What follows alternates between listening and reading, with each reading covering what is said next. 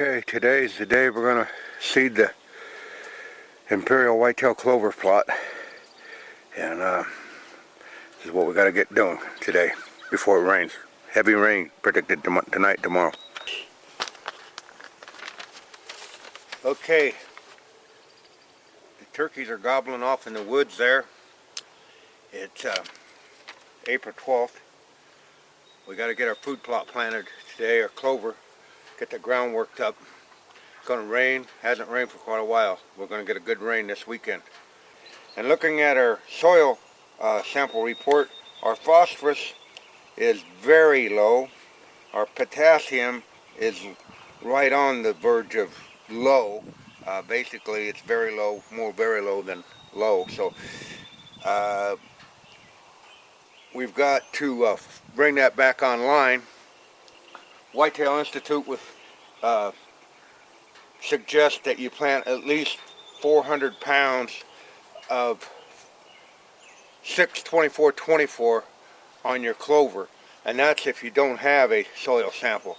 Well, I have a soil sample and it's showing everything super low. I mean, I don't know if you can see that little black dash right there, but this is low. It's very low and low. And so we've got to raise the phosphorus and the potassium up, and that's what 6-24-24. Keep in mind when you're planting a product such as whitetail clover, it's a legume and it makes its own nitrogen, so it's not needed to put a lot of urea on it. It'll make its own. But that's another important thing about your soil sample report that we took earlier this spring, back in March.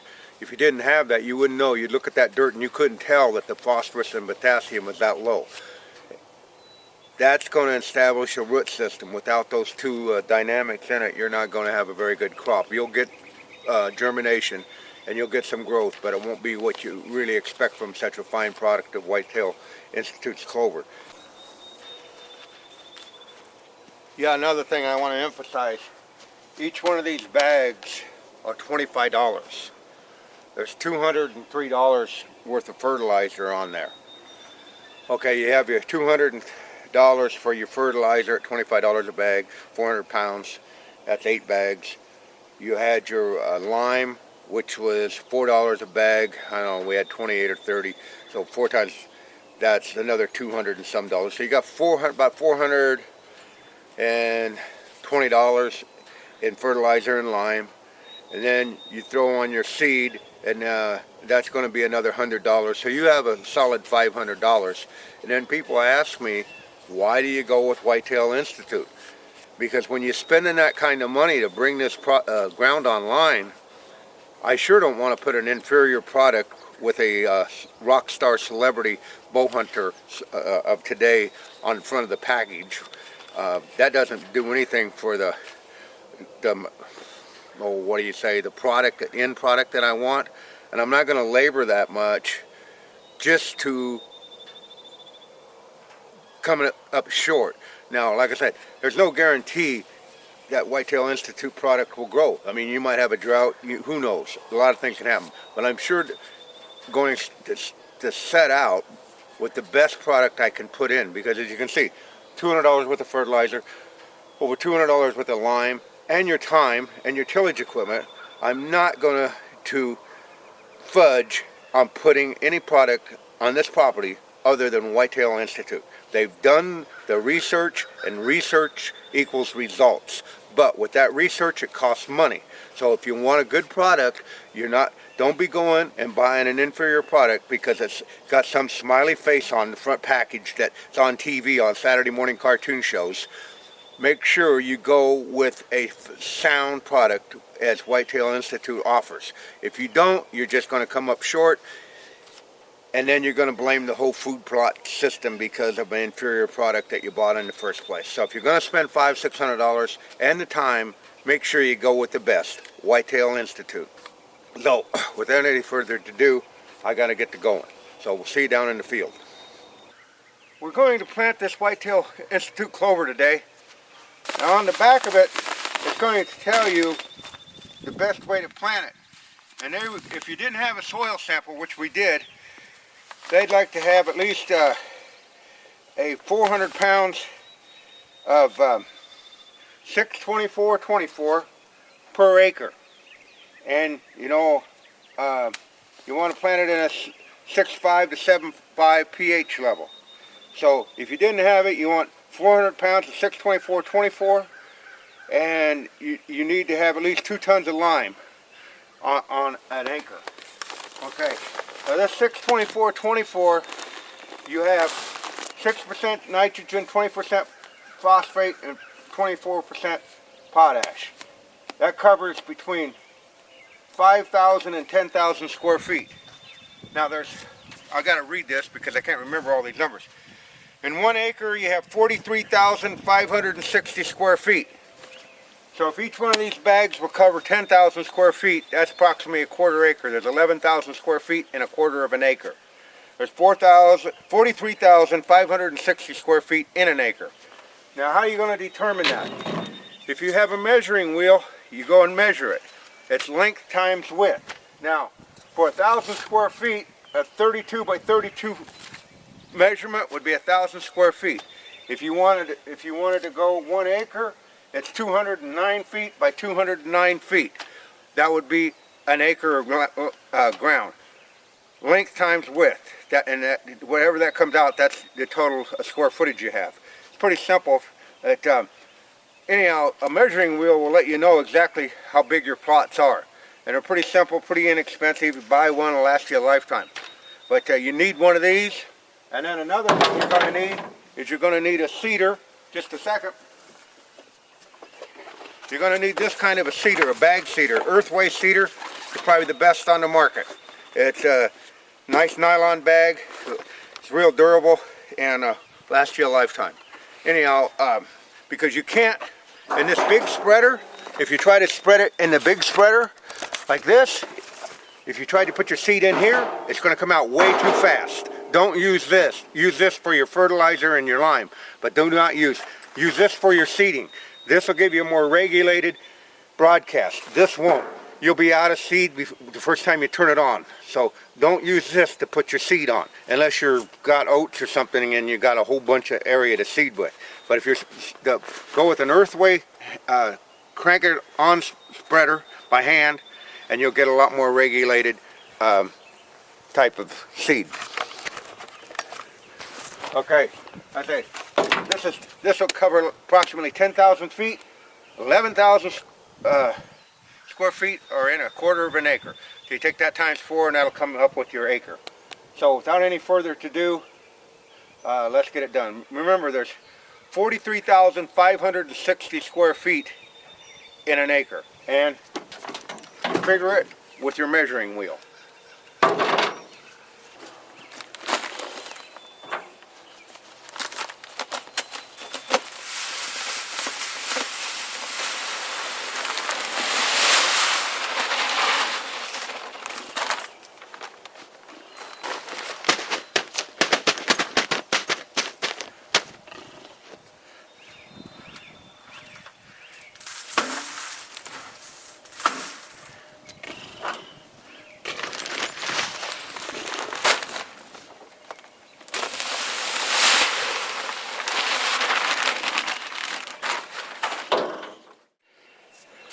Okay, we'll take a measurement.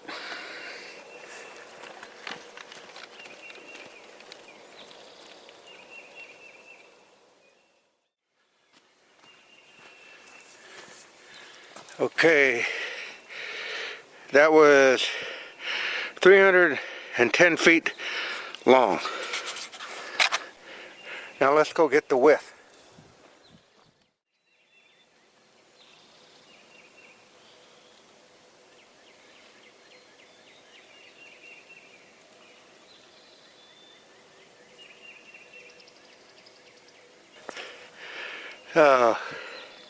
Basically it's 119 feet wide.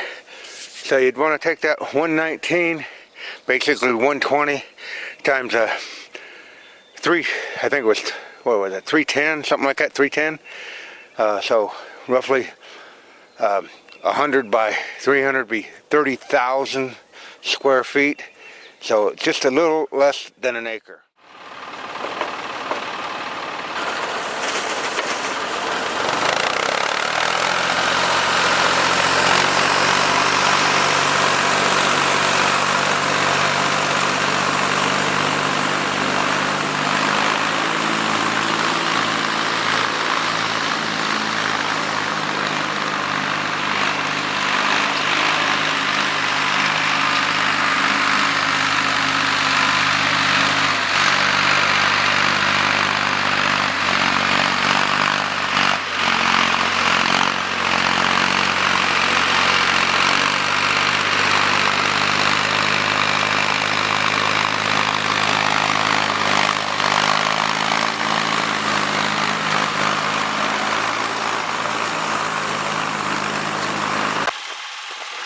got to level this field up a little bit. Got some ruts down in there and I don't want it to hold water, so I'm going to have to level them up real fast.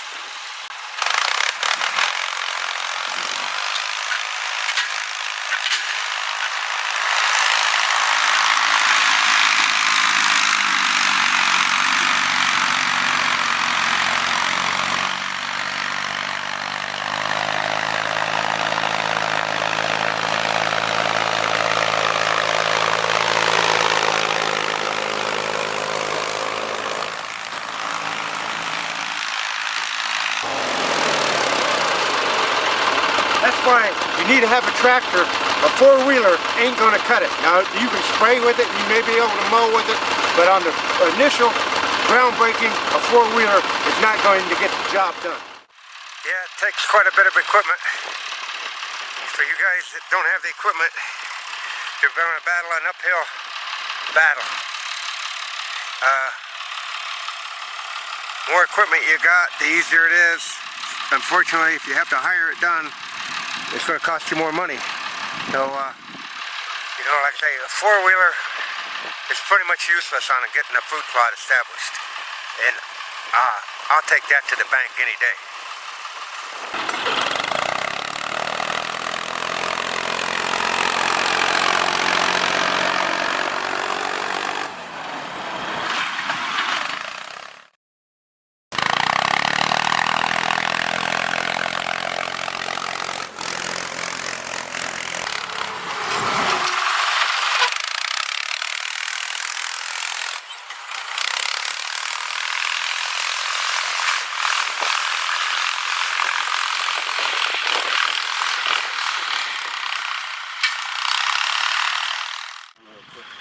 Okay, we're going to crank it on, make sure we haven't overseeded this. This just didn't look good.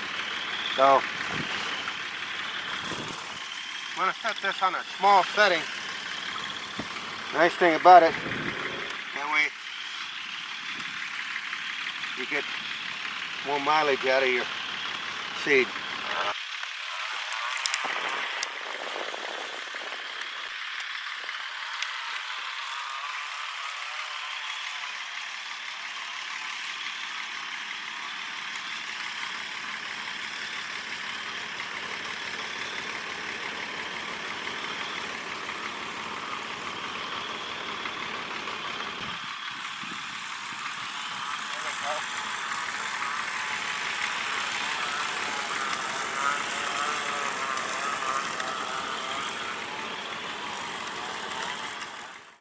Okay, you can see these tire ruts right here.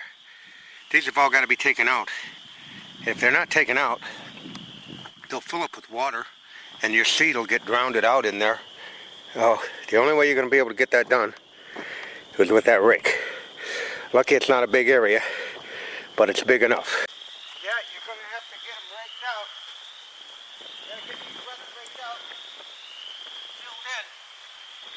The only way you're going to get them done is with a rake. Can't do it without a rake. Try to do it without a rake. You can see this is probably 5 inches. You got to get that filled in. And if you put your seed on there, it'll just get buried. All that dirt will cave in on it. And unfortunately, it's a little wet here. These are where I took some of those tree stumps out, and you're going to have to do that by hand. So it still comes down to manual labor and willpower. Well, we got it all raked out. We got those ruts filled in.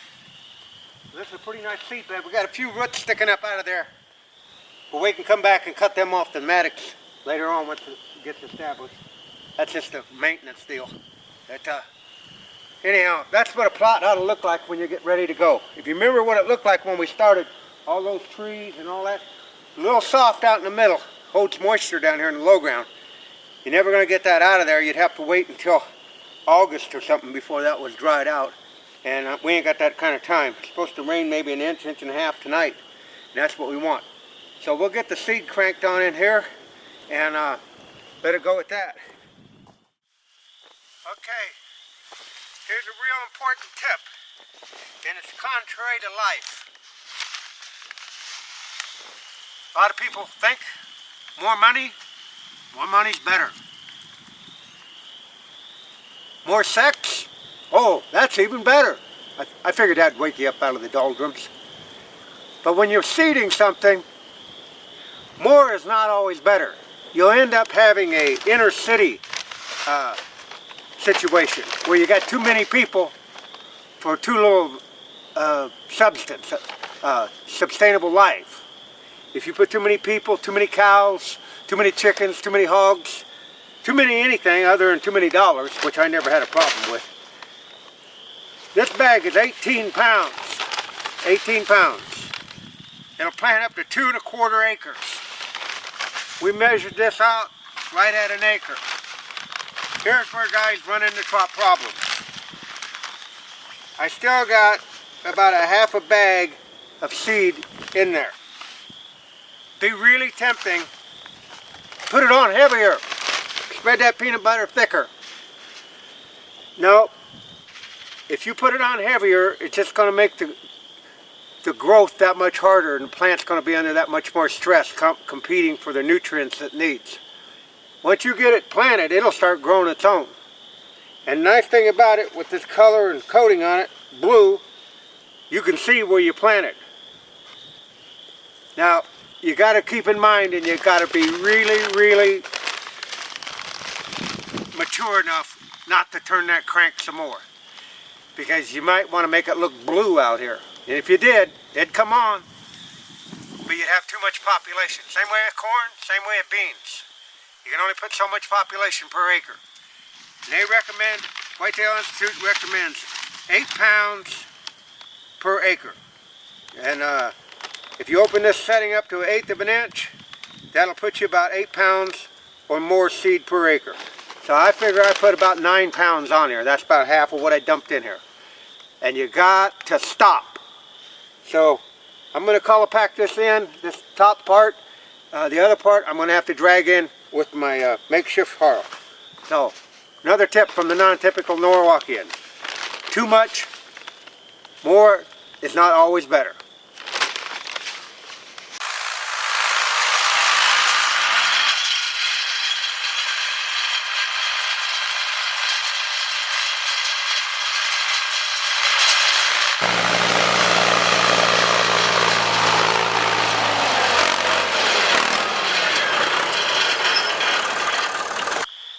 See how squishy this ground is. This will all settle out eventually and level out. That's why you can't drive the machine on it without leaving tire ruts on it. So we're going to go back to Grandma's rake. Had to put a little weight, put that turkey blind on there, and we'll drag that around like we did last year, and that'll put it in there just at the right depth. Well, you that may not seen this last year, this is how my grandma used to raise her garden. She'd just take a big old cedar limb or something and drag it around.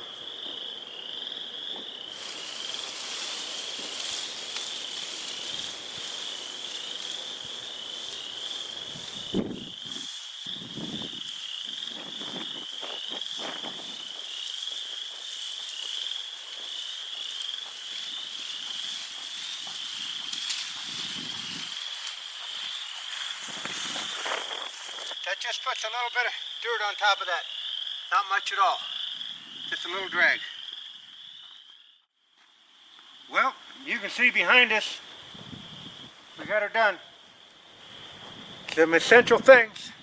Number 1, the soil sample. Number 2, the liming. Number 3, adequate fertilizer. And number 4, top quality seed. You got to have those 4 components working together. And that's not going to guarantee you 100% that you're going to have a crop, because that's farming. But if you do all those 4 and God's on your side, you may come out with a lush food plot or some growth. And we planted this together, so we're going to watch it grow together. Next time we're down here, we'll probably have to put some a rest on it to kill some grass out of it. But we'll have to see how it germinates. But anyhow, hope you learned something. pH, square footage, 43,560 square feet in an acre. Want to figure acreage? It's width times length. It's about 200, I think 209 feet by 209 feet is an acre. So that's it from the non-typical Norwalkian.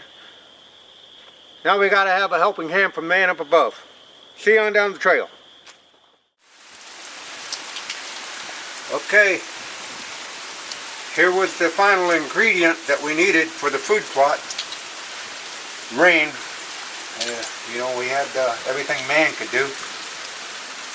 Did the soil test, the liming, the fertilizing, and the seeding. And all had to be done on Mother Nature's schedule, not yours.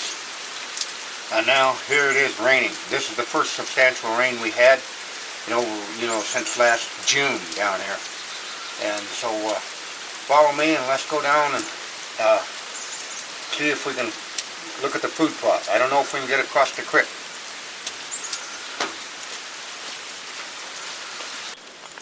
Well, it's Sunday and you can see the food plot on the far side of the creek.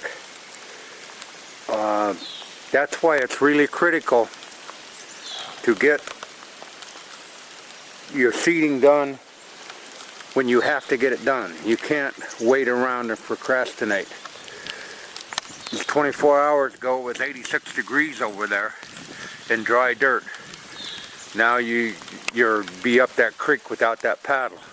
The seed's done, the fertilizer's done, the lime's done, and Mother Nature put the final ingredient. This creek yesterday at this time was bone dry. I hope this tape is educational for people that are really enthused about food plots. The rest of them are people, you know, if they're people that know a lot more than me, or pretend that they do, more power to them. But this is for the guy that wants to know something that nobody else will spend time sharing with. And, you know, I do this for a living, not exactly food plots, but I've made probably over 10,000, 15,000 residential yards in the last 43 years. I don't take a back seat to anyone in this trade, anyone, anywhere. So you're learning from the non-typical Norwalkian. Some people call me the best. Well, I'll let them call that. I don't know. But I won't lead you down any misguided roads. I know how to take you out in the bush and bring you back. So I hope you enjoy this. But it's a lot of work. So when you take it on, don't make no shortcuts. And there again, once you put that much work in there, I ain't trusting anything but Whitetail Institute products after I done that much labor. It ain't happening, folks.